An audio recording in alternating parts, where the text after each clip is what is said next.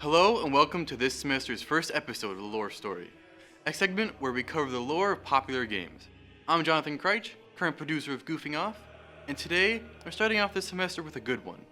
From Software's most exclusive game, Bloodborne.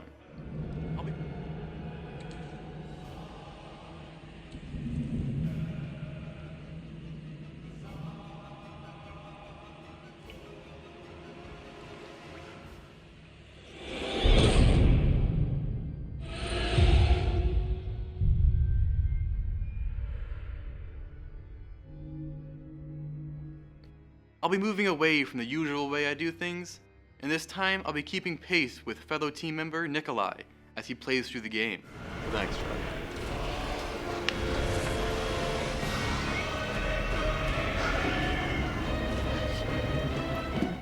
Before we get into the story, I will be covering some in-game events throughout the series, so keep in mind that there will be spoilers ahead. What better place to begin our story than before the events of the game?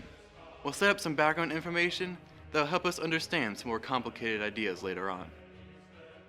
First up, let's look at the least understood things in the game, the Great Ones.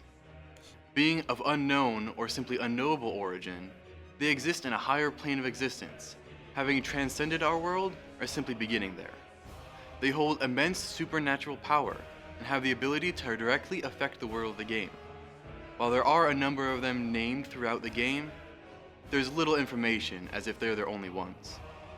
Among their ranks are Rom, the vacuous spider, the Amygdala, the celestial emissaries, the brain of Mensis, Abridus, Murgo's wet nurse, and by extension Murgo, formless Odin, and the moon presence.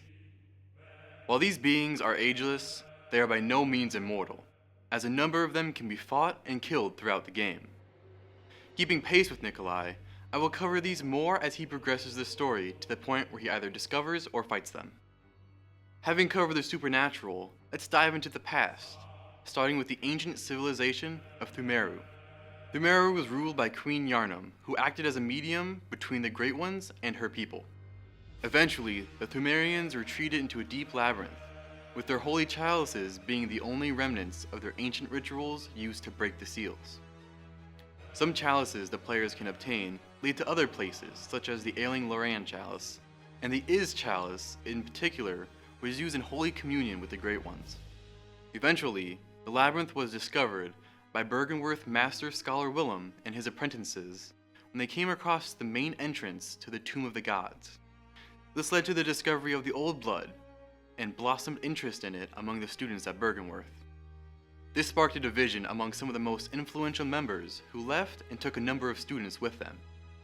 Among these who split were Master Lawrence, Yerman, and Mikolash, all key members of our story.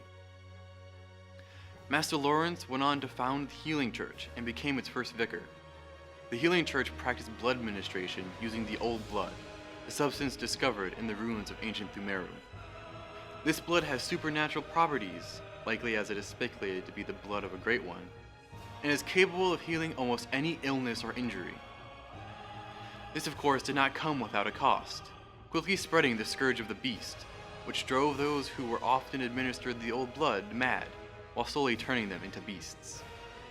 This facilitated the need for someone to get rid of the beasts, as the Healing Church needed to keep the negative effects of the Old Blood under wraps.